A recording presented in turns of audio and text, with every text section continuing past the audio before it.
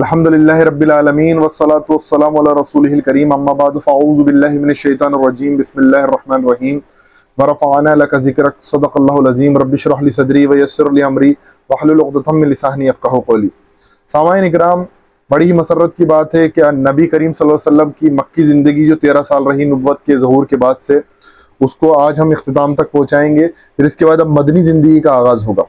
ये हिजरत का मरहला चल रहा है और हिजरत का जो तकरीबन ये एक वीडियो, इसके बाद एक लास्ट वीडियो और रहेगी, फिर उसके बाद मदनी ज़िंदगी का आगाज़ हो जाएगा इंशाअल्लाह ताला। मदनी ज़िंदगी के ताल्लुक से समझना चाहिए कि ये हिजरत जो हमारा हिजरी कैलेंडर होता है, जो चांद के हिसाब से चलता है, उसकी शुरुआत जो है इस हिजरत से ही होती है। लेकिन अभी इसका कैलेंडर बना नहीं था। हज़रत उमर फारूक रज़ी अल्लाह तआला अन्हु के दौर के अंदर इस कैलेंडर को मुरत्तब किया गया और इस हिजरी कैलेंडर का पहला महीना मुहर्रम को मुंतखब किया गया कि मुहर्रम से इस महीने की शुरुआत होगी। ये तो एक ज़िम्नन नॉलेज थी, मैंने आपके सामने रख दी।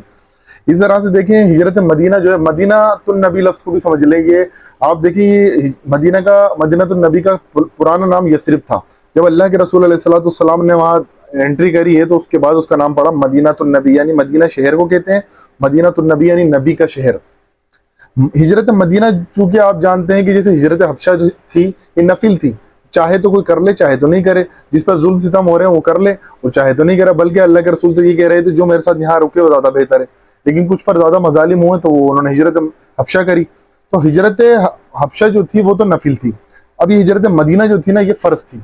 इसमें यह था कि जो नहीं करेगा उसके लिए ख़ास वईद है। अगर बिल्कुल ही कोई परेशानी की हालत में नहीं है, जिनको कैद नहीं कर दिया गया और वो फिर भी यहीं रुके हुए हैं, तो उनके लिए फिर सख्त वईद आई।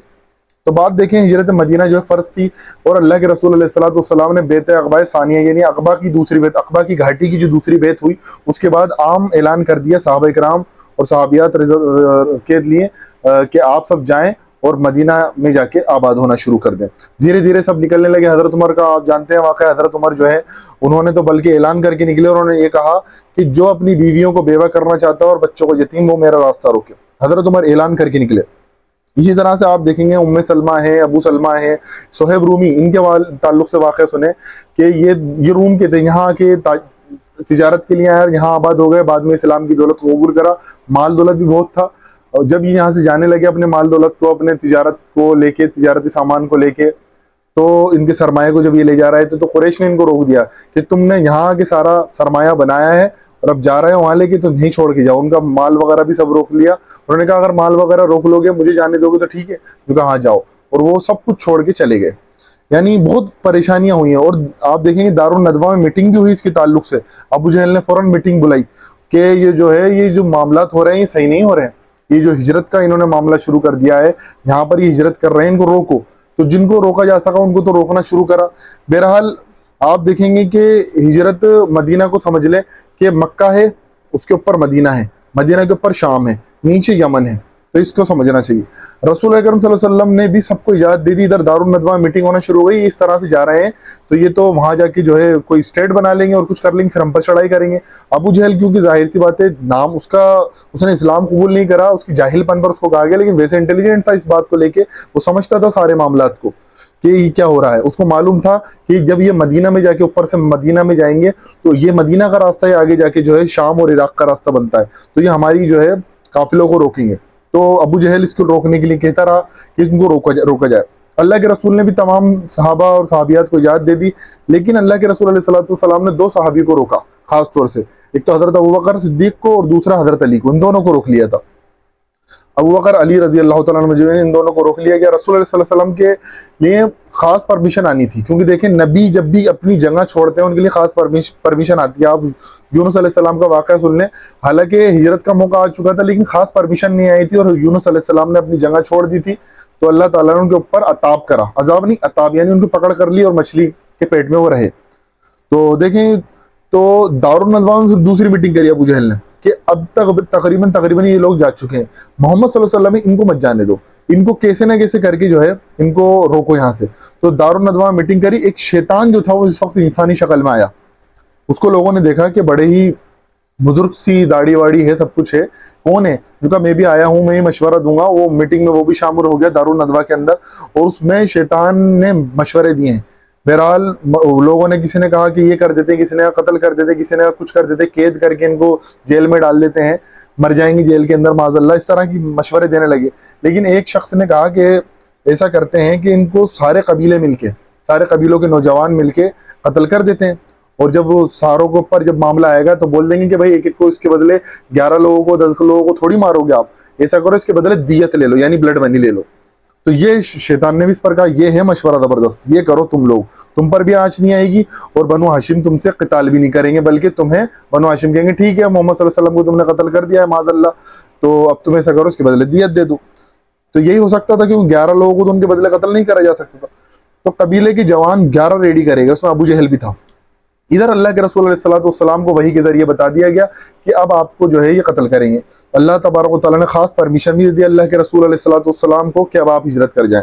दोपहरी के वक्त यह वही अल्लाह के रसूल पर हुई है, इसे वही खफी के लिए या वही जली के लिए अल्लाह के रसूल अलैहि सलाम पर हुई। और दोपहर के वक्त अल्लाह के रसूल निकले हैं और अपने सर पर वो कपड़ा लपेटा। दोपहर में खास तौर से अरब के लोग जो है बाहर नहीं निकला करते थे, लेकिन अल्लाह के रसूल को हजरत अबू बकर ने देखा आते हुए, समझ गए कि कोई खास मसला है। अल्लाह के रसूल हजरत अबू बकर सिद्दीक रज़ियल्लाहु तआला अन्हु के घर पे गए हैं और उनसे कहा कि अबू बकर अब जो है बस हिजरत के लिए अल्लाह का हुक्म आ चुका है। तो हजरत अबू बकर ने 5-6 महीने से 2 ऊँटनियाँ जो है तैयार कर रखी थी कि हिजरत का हुक्म कभी भी आ सकता है। तो 2 ऊँटनियाँ दे रखी थी चराने वालों को कि उनको खिला पिला के मोटा ताज़ा कर लो। हजरत अबू बकर सिद्दीक ने कहा अल्लाह के रसूल मैंने 2 ऊँटनियाँ तैयार कर रखी हैं हिजरत के लिए। अल्लाह के रसूल ने कहा ठीक है, लेकिन जिसको मैं इस्तेमाल करूंगा उसका मैं उसके पैसे अदा करूंगा। हजरत अबू बकर चीख पड़े कि अल्लाह के रसूल ऐसी बातें कर रहे हैं। देखें अल्लाह के रसूल फायदा उठाने के लिए दुनिया में नहीं आए थे, असल में दीन फैलाने के लिए आए थे। आजकल के जोगी बाबा जो है ये सिर्फ फायदा उठाते हैं दीन से, कि लोग जो उनके मानने वाले हैं उनसे अपनी जेबें भरते हैं, अपने बैंक बैलेंस भरते हैं, गाड़ियां नई नई खरीदते हैं। अल्लाह के रसूल ने कहा वो ऊँटनी भी का पैसा भी मैं तुम्हें दूंगा।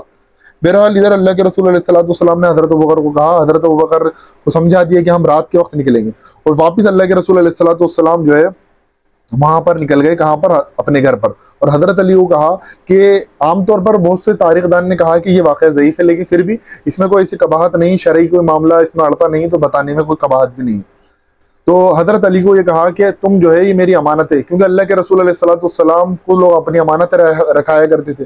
अब अल्लाह के रसूल को निकलना है छुप के, तो अमानत देंगे तो लोगों को पता चल जाएगा। तो हजरत अली को कहा कि कल तुम इन अमानतों को लोगों तक पहुंचा देना और फिर तुम भी हिजरत कर लेना। और फिर कहा कि ये मेरी चादर जो है इसको भी तुम ओढ़ के रात को सो जाना। बहरहाल हजरत अली को ये हुक्म दिया। हजरत अली ने इस हुक्म की तामील करनी थी। जाहिर सी बात है हजरत अली मौला अली रज़ी अल्लाह तआला अन्हु वो कैसे नाफरमानी कर सकते हैं, तो अल्लाह के रसूल की जगह भी लेट के सो गए। बहरहाल इधर अबू जहल और दारुल नदवा में ये तय हुआ कि अल्लाह के रसूल अलैहिस्सलाम को जो है कत्ल करना है, और वो सारी की सारी टोली अल्लाह के रसूल अलैहिस्सलाम के घर के बाहर आके इकट्ठी हो गई और अल्लाह के रसूल अलैहिस्सलाम का इंतजार करने लगी, क्योंकि अबू जहल को भी ये बुरा लगा कि घर में किसी को घुस के मारना, ये तो बहुत ही गलत बात है। अब जो बाहर निकलेंगे तहज्जुद के लिए, जब खाने काबा में नमाज पढ़ने के लिए आते हैं, उस वक्त जो है इनके ऊपर एक साथ हमला करेंगे। अब अल्लाह के रसूल अलैहिस्सलाम का इंतजार कर रहे थे, अल्लाह के रसूल निकले नहीं घर से। ऐसे करते करते, शॉर्ट में बता रहा हूँ, ऐसे करते करते सुबह हो गई।